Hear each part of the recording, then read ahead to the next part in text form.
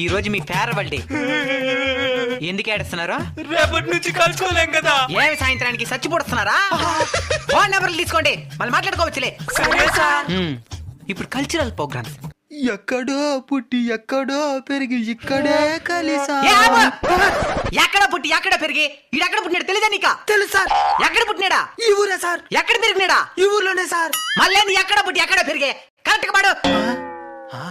ఇక్కడే పుట్టి ఇక్కడే పెరిగి ఇక్కడే కలిసాము, చదువులమ్మ చెట్టు నీడలో విడలేమంటూ విడిపోమంటూ వెళ్ళి. వేడలేమంటూ వీడి పామంటూ ఏం 10 ఏళ్ళు కలిసే ఉన్నారు కదా, ఏం సాధించినారు? ఒకరి నోట్బుక్ లో ఒకరు దొంగిలించుకునేదా?